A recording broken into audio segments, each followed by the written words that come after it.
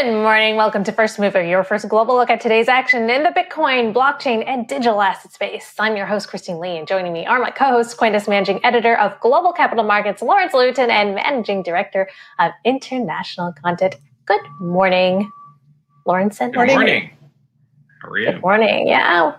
Well, let's take a live look at Bitcoin. The CoinDesk Bitcoin Price XBX Index currently trading at $31,933. Bitcoin is ever so slightly up this morning, about 0.8%.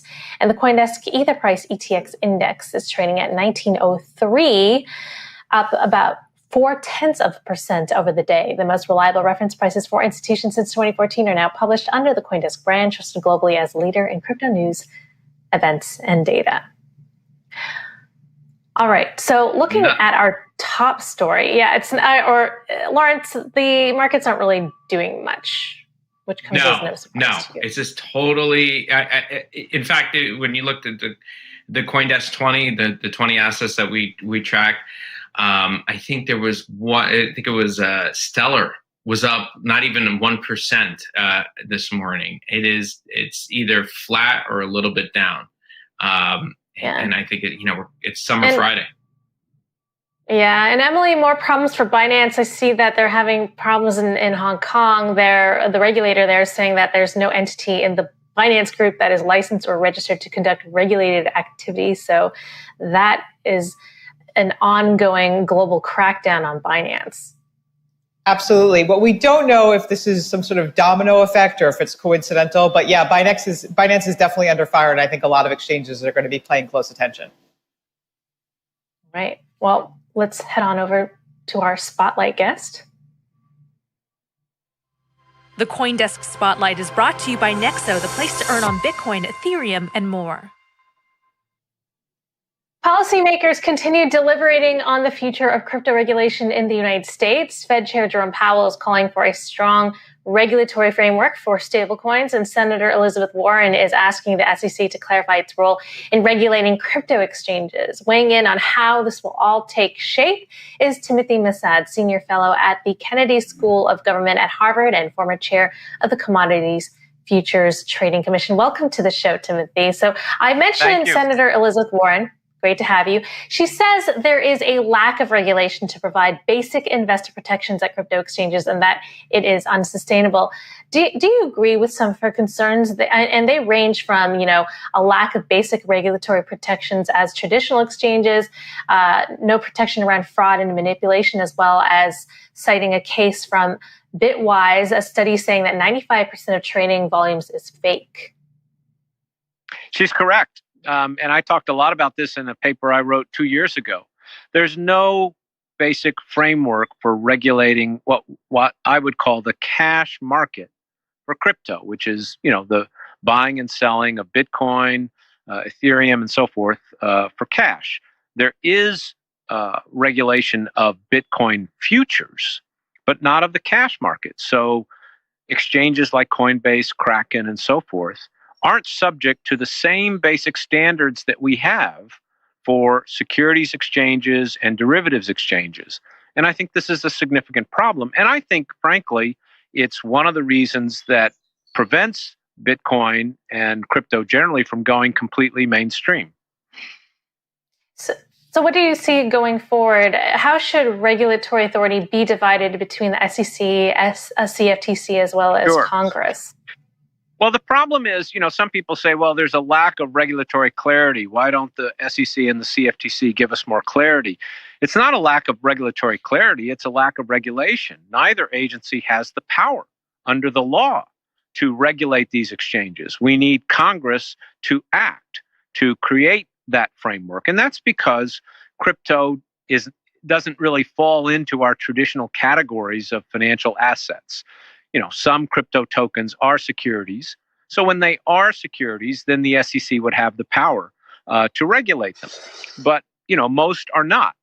And so we either need Congress to act, or what I have suggested recently is that the SEC use the fact that it has a lot of applications for exchange-traded funds pending, that the SEC use that to basically impose standards indirectly In other words, it would say, all right, we will approve this ETF if it is based on prices from exchanges that follow the following standards, the following principles.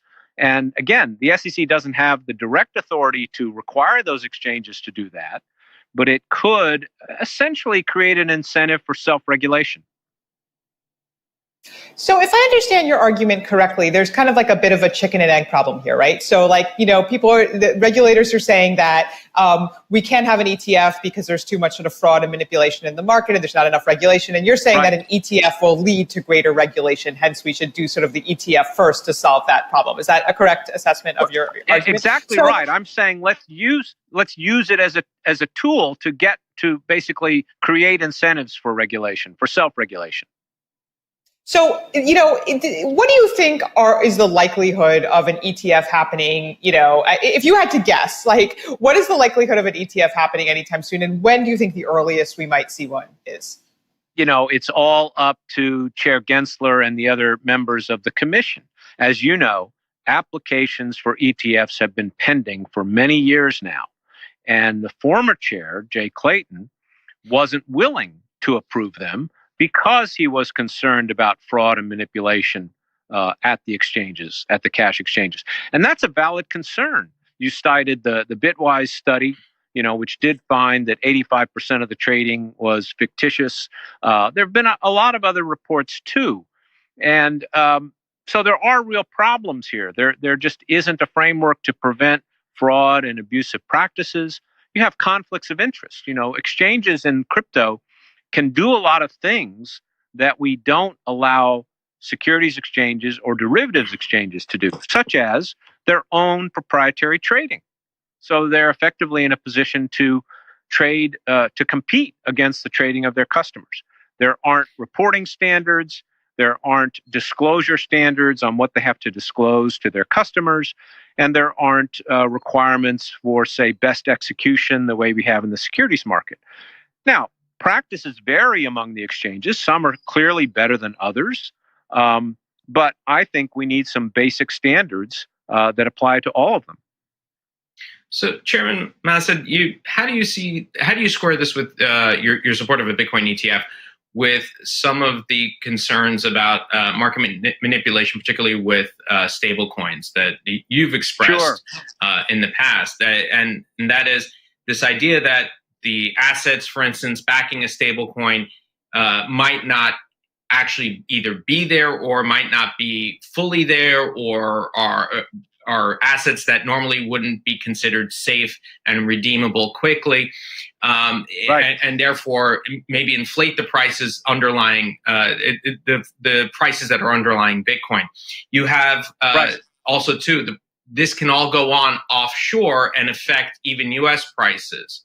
So how do you square away those two issues? And do you see the SEC maybe using? Yeah. Oh, okay. Yeah. Well, those are different problems. You're right. That's a problem also, the stablecoin issue.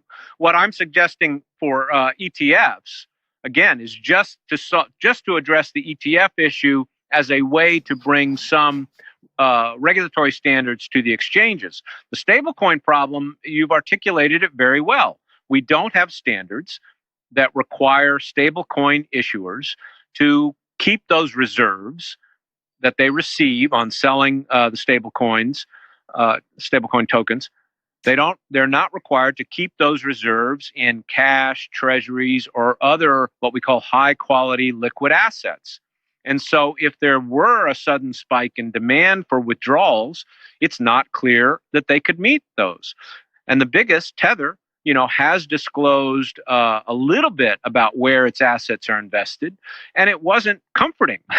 They have some in cash and some in commercial paper, but it's not even clear what quality of commercial paper that is. But, they have a lot of assets in loans, undisclosed loans, and other things. And so we need standards there too. Now, that would require a different approach. It would either require Congress to do something, and there is legislation pending on that. I think the Financial Stability Oversight Council could look into this, and conceivably it could create some standards there, because stablecoins kind of fall in between securities and banking. You can look at them almost like bank deposits, or you could look at them like money market funds.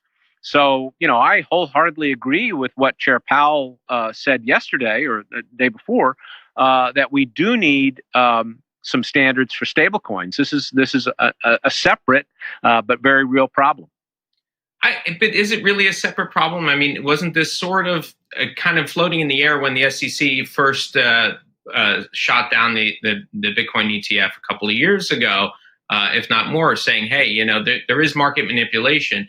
And you had Griffin and Sham's report that came out that basically said that it was stablecoin related, even though there is no actual evidence of it. Nonetheless, that was something that perhaps the SEC might have had in mind when they said, hey, this is a problem. So are they really separate, or are they kind of sort of part of the same thing? Well, you're right. You're right that there can be a connection insofar as Tether might have been used or is being used to manipulate the price of Bitcoin, which was what the Griffin study said. Yes, they are connected in that sense. But sorry, I'm outside and there's some mosquitoes around me. But the problem with stablecoins goes beyond that, if you will. It's not just this manipulation risk, but it's also the quality of the reserves and whether there could be a run on a stablecoin, much like we saw in 2008 with runs on money market funds. And that's what raises the question of where are those reserves being put. And what's happened. I mean, I addressed this in a paper. When Facebook came out with its Libra proposal, I talked about the need for standards for Libra. At that point, Tether wasn't all that big, but Tether, as you know, is now a 60 billion market cap. USDC is about 30 or so. So these are fairly significant financial instruments.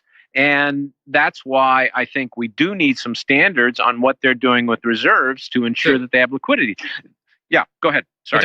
Could that be the regulatory backdoor for the SEC to get in then? If they say, look, we might not be able to necessarily regulate Bitcoin spot markets, but we could regulate the stablecoin market, which is which is pretty much a backbone of the crypto markets, and then use that to regulate and to eventually approve a Bitcoin ETF. Possibly, they'd have to decide that a stablecoin was a money market fund. And I think there is a good argument for that. I've suggested it. A lot of people say, no, we should really regulate stablecoins like their bank deposits. But, even if you take that step, I don't think it's quite as easy to get to the creation of standards for the exchanges as it might be with the ETF route. But, look, I'd love to see the SEC go down both paths and address both the ETF question and stablecoins, just as I'd like to see Congress address both of those. The ideal thing, of course, would be for Congress to address this, but the likelihood of that happening in a way that creates a good framework is low odds. Well, along those lines, Avanti Bank CEO Caitlin Long was on the show earlier this week saying that there's a steady drumbeat in DC to control the payments and US dollar gateways as a way to control crypto. Right. Do you subscribe to this approach? Yeah, I think Caitlin's approach there is a very interesting one. And she's right that stable coins are essentially connected to the payment system, the dollar payment system. I mean, stable coins are really creating dollar liabilities, if you will. And so, traditionally, we want that brought within the banking system, which is what Caitlin has been suggesting. So, I think her position is a good one, and it's another approach to dealing with stablecoins. Right. So, morally, do you think we should? I was just going to ask, do you think morally, if it is a dollar gateway, do you think morally we should allow too much restriction on stablecoins if they're used, for instance, to get money out of countries that have capital restrictions otherwise? If they serve as a method for people to evade them, so to speak, but in cases where there are repressive regimes? Well, that's another problem too, and I think that could be part of an overall regulatory framework is to make sure we have good know your customer, good anti-money laundering rules. But, my approach generally is I want to see crypto advance. I want to see a regulatory framework that allows it to be developed. I don't subscribe to the views that, because it's being used potentially for illicit purposes, we should outlaw it. I don't think it's possible to outlaw it.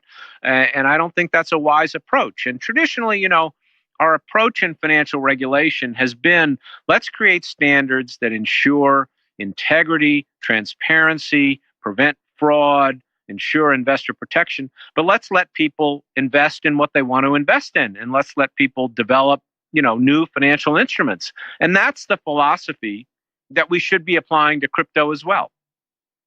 At the same time, we're seeing others in the crypto space take other avenues of action. Shapeshift CEO Eric Voorhees is dissolving his company into a decentralized entity, which many in the DeFi space believe is beyond the scope of regulators. Do you think this will work? Can regulators regulate a crypto firm that exists everywhere and yet nowhere? I think there are points of regulation with DeFi. It's a little bit more challenging, but you can look at the governance arrangements, who has, the keys to make changes. You can look at the development. You can look at what entities are involved in those. And again, I'd like to see DeFi advance. I think DeFi is very important development and trend. And, something I said in my paper 2 years ago was we needed regulatory standards, but we should make sure that they don't penalize decentralized applications and methods. And traditionally or often, regulation does favor large, centralized intermediaries that are well capitalized. I'd like to see standards that are fair and allow for decentralized systems to develop. And again, that's something that they could do if they wanted to go down that road on ETFs. They could think about standards that DeFi apps could meet. And I think that would be a good way, to have a level playing field, if you will. Yep. One quick final question. We've had some people on our show saying that, criticizing Bitcoin for saying that there's basically no underlying value. I'm just curious how you respond to that very common criticism of Bitcoin. How I respond to that is, if people want to invest in it, we should let them invest as long as we have a regulatory framework around it. I don't know whether there's long-term value in Bitcoin, but I can tell you this. Bitcoin, to my mind, you can draw a pretty direct line from the launch of Bitcoin to the announcement by Facebook of Libra, and now to just about every central bank in the world talking about central bank digital currencies. So even if you say Bitcoin doesn't really have long-term value here, it has led to some very important advances. And so, again, that's why my attitude is, let the financial sector innovate, but create a regulatory framework around that to prevent fraud, to ensure investor protection, and to ensure, consumer protection and reporting and so forth. All right, Chairman, we'll leave it there. Thank you for braving the mosquitoes to come onto our show. Appreciate your time. Sorry about that. I'm in a beautiful place. Sure. Love the woods. All right, get some fresh air. That was Timothy Masad, Senior Fellow at the Kennedy School of Government at Harvard and former chair of the Commodity Futures Trading Commission. Coming up, we'll check in on Asia and the crypto markets update with Israel-based crypto exchange eToro. CoinDesk Indexes, the market standard for crypto assets since 2014. Our trusted data powers billions in publicly traded funds. CoinDesk Indexes are the standard used by institutions, and they're the key for investors looking to understand and access crypto markets. As the company that launched the world's first ever Bitcoin ETF, we at Purpose chose the CoinDesk Bitcoin Price Index, the XBX, to price our assets. CoinDesk Indexes enabled the early adopters to build crypto investment vehicles, and they're already trusted by a new generation of global investors. The Crypto Markets Update is presented by Grayscale, the world's largest digital currency asset manager. Time for a live look at Bitcoin. The CoinDesk Bitcoin price XVX index currently trading at $31,835. Bitcoin is slightly up almost 0.5% over the past 24 hours. And the CoinDesk Ether price ETX index is at 1897, trending pretty flat over the day. And joining us now to discuss the crypto markets is eToro Global Markets strategist Ben Laidler. Welcome to the show, Ben. So Bitcoin is heading for its worst weekly close in over a month. Can you give me an assessment of your outlook on Bitcoin? Sure. So, I look at all asset classes around the world, not just, not just Bitcoin and crypto. And I have to say, from where I'm sitting, this looks like a consolidation. We obviously had a, very big, move down, a sort of 50% correction over the last decade back in May. Since then, we've basically been consolidating. And again, as I look at it relative to other asset classes, I think the outlook remains, very, very positive. I think it has two characteristics that no other asset classes have, which is just this huge risk-adjusted positive return and this very low correlation. And I think for sort of bigger investors who are not in this asset class today, I think those are the two things that inevitably draw you in. Ben, what are you looking at? What are some of the indicators that you're looking at, that might bring Bitcoin sort of out of these doldrums? Sure. I mean, as I say, I don't know what's going to happen next week, next month. I guess, the sort of the big driver I'm looking at is this institutional adoption story, which I think has barely begun. I think we haven't even scratched the surface of that. As you know, it's an asset class that's predominantly owned by smaller retail investors today. This sort of 250 trillion institutional market has barely got involved at this point, which is not surprising, right? I mean, this is an asset class which is less than a decade, old, really, and we're still putting, some of the sort of gateposts, around it, as I think as your previous guest was talking to. So that's not surprising. But as I say, the two things that give me comfort that this institutional involvement is just going to keep growing and growing and growing. As maybe these guardrails get developed, is again these two things that cannot be ignored if you're one of these big investors, which is the risk-adjusted return and the very low correlation. And I think over time that is what's just going to continue to drive this market. So I don't have a lot of visibility over the next in the very short term, but I think I have a lot of visibility on where we're going, and it looks pretty positive. So Ben, when we look at the 10-year, and tied to all this, we look at the 10-year yield, it's right now on U.S. Treasuries, it's right now about 1.3%. It's come down significantly from when it was about 1.7 a few months ago. It seems as if inflation doesn't seem to be that much of a concern right now for the markets, even though the Fed has kind of expressed an outlook that, okay, it can handle it for a bit, but maybe it might get a little hawkish.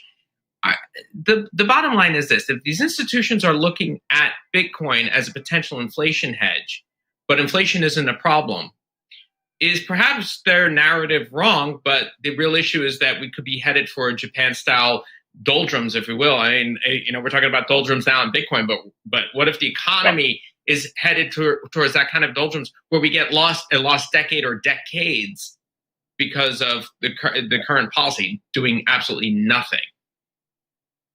Yeah, so I would say two things. One, I think this sort of market narrative today, which by the way is completely the opposite to the market narrative, 2 months ago, is just mistaken, right? I mean, we're obviously having a sort of growth scare right now with Delta variant and the Fed has obviously been very successful with this sort of getting us all to believe the sort of transitory narrative.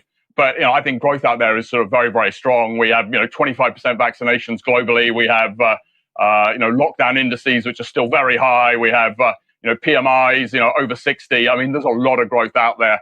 And I think that's going to continue to sort of come through. So, I think we haven't finished this discussion about inflation. But the second thing I did want to say was, one of the investment cases for Bitcoin is absolutely inflation. It remains to be seen, given that we've had no inflation for the last 10 years, whether, Bitcoin actually does end up being that sort of inflation hedge or not. Hypothetically, it should be, of course, but it's sort of untested.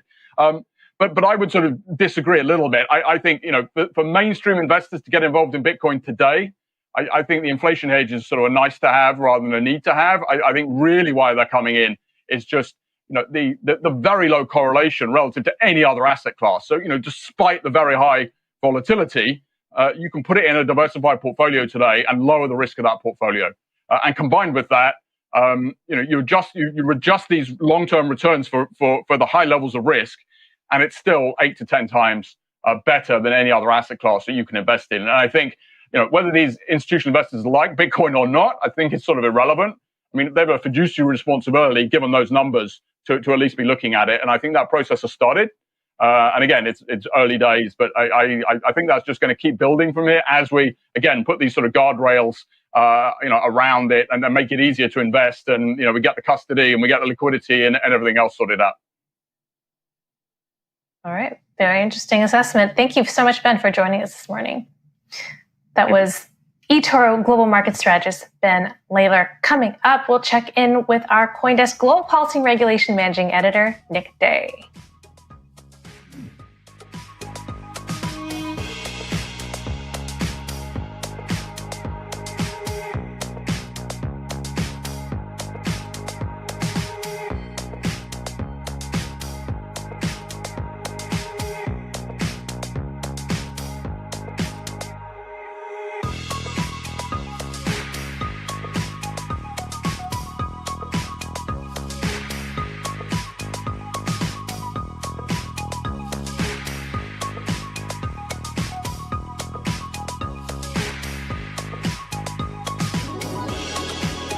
Time now for the daily forecast, an update on what's happening in the Asia crypto markets. Here's Angie Lau of Forecast News. Welcome to the Daily Forecast, July 16th, 2021. I'm Angie Lau, Editor-in-Chief of Forecast News, covering all things blockchain.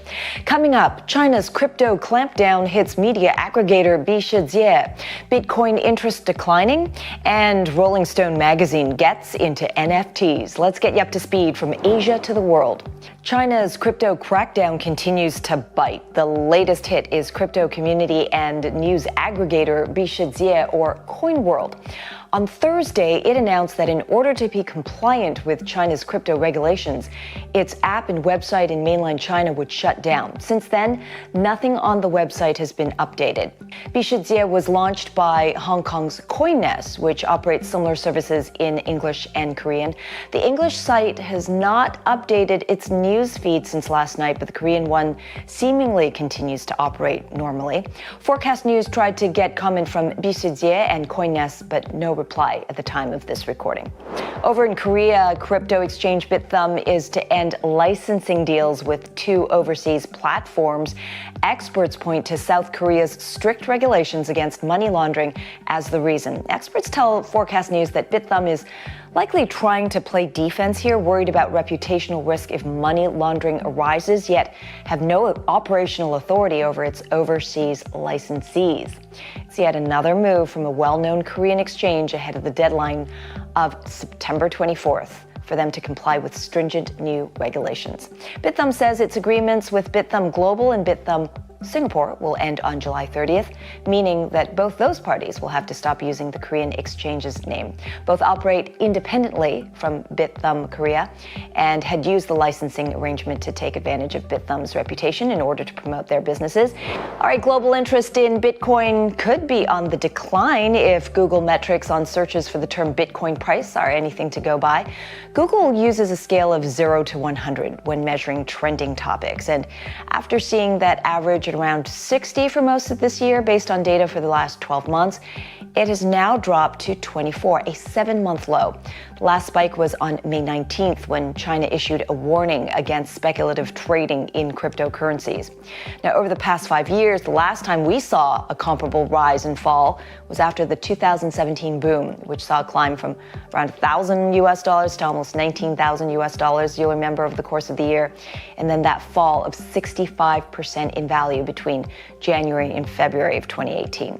So what does that mean for investors right now? Well, one analyst told Forecast News that while interest levels tend to fall as prices do, the current level is still higher than it was during 2019 and 2020.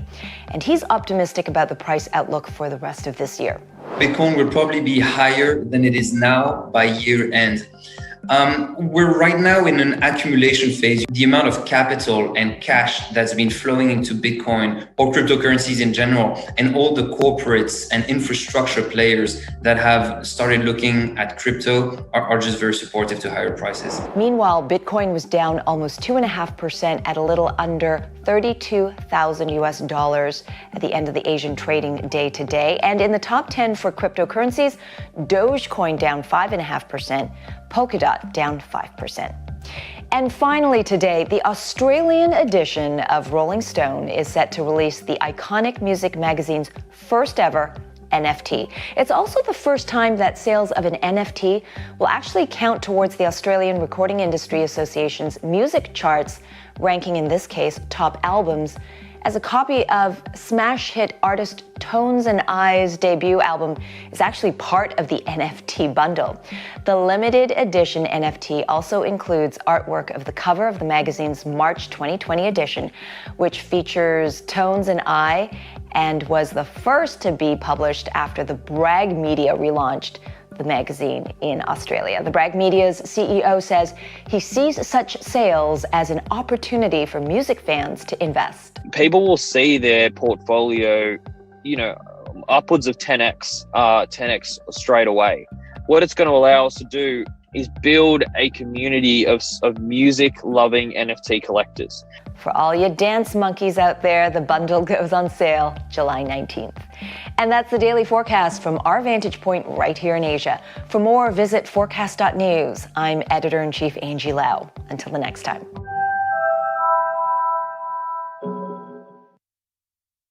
Let's check in on CoinDesk Global Policy and Regulation Managing Editor Nick Day, who's also the editor of CoinDesk's The State of Crypto newsletter. Hello there, Nick. So you've written about the U.S. State Department, and now they're offering to pay for cybercrime tips with crypto, and this seems complementary to the White House's ransomware task force. Tell us all about it.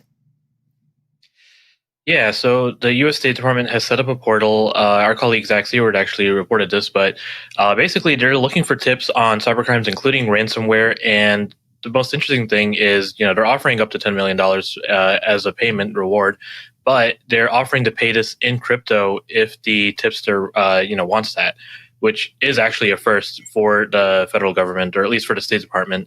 And it's an interesting way to offer these rewards. The other side is that they're asking for these tips to be sent to a Tor address wallet, a .onion URL, which also seems interesting. They're requiring a little bit of technical sophistication amongst whoever wants to provide these tips. Nick, can we just have a quick Binance update? It seems like every day there's new news on the Binance front, and what do you see as the next domino to fall? Yeah, so today Binance announced that they're halting the trading of their stock tokens. So these were tokens that represented stocks like Coinbase, and they were pretty controversial from the get-go. A lot of regulators came out and said they had concerns about what exactly investors were buying into and what protections they had. So I believe it was the UK, Germany, most recently Hong Kong, all put out statements saying they would advise their residents to be very, very careful or to avoid entirely. And I guess Binance finally shut it down today. This is also part of we've been talking about this, but part of this broader global regulatory crackdown on Binance's operations. We've seen numerous regulators provide warnings. I think we might see a few more warnings, but I think at some point we're going to start seeing a lot of these warnings shift to actual regulatory actions. So, whether it's civil or criminal enforcement actions, because, I don't see this many regulators coming out with this many statements without saying, okay, well, there's something here. There is fire where the smoke exists, and, we're going to start taking action here. You think this is going to make FTX, for instance, which offers the same kind of token, equity-backed token? Do you think that they'll maybe perhaps follow suit, or is this just Binance trying to say, "Oh, look, we're nice boys now. We'll play nicely"? It's a good question. I mean, what I understand about I haven't seen any kind of similar warnings against FTX yet. So whether that's because FTX has a more robust KYC and disclosure methodology, or if there's something else there, I'm not sure. It could also just be that if there is an investigation into FTX, it's not as advanced as it is into Binance. Binance, of course, is quite a bit older than FTX. FTX, relatively new to the scene. So it could be a couple different reasons why we're seeing all these warnings around Binance and not other exchanges offering similar products. All right. And I wonder if there's any sense that there's some global coordination against Binance. So I've been looking into that. The one theory I heard is that maybe the Financial Action Task Force had some role in this, but I haven't been able to verify that. And it would be a little bit outside of what the FATF usually does, right? FATF is usually publishing warnings and guidance and coordinating with regulatory authorities to, implement these warnings and guidance. But I've never, I haven't been able to find anyone who says, they would actively take part in some kind of global investigation. So I don't see this as having any support right now. Okay, very interesting. Thanks for keeping an eye on things, Nick. All right, time now to check in with Crypto Twitter with our tweet of the day. This one coming in from Square and Twitter CEO Jack Dorsey tweeting, Square is creating a new business, joining Seller, Cash App, and Tidal, focused on building an open developer platform with the sole goal of making it easy to create non-custodial, permissionless, and decentralized financial services. Our primary focus is Bitcoin. Its name is to be determined. So DeFi using Bitcoin is coming. Very interesting. All right, that's it for First Mover. Thank you, Emily Parker and Lawrence Lewitinn. I'm your host, Christine Lee. I'll be back live at 3 p.m. with All About Bitcoin. Coming up at noon is The Hash. You're watching CoinDesk TV.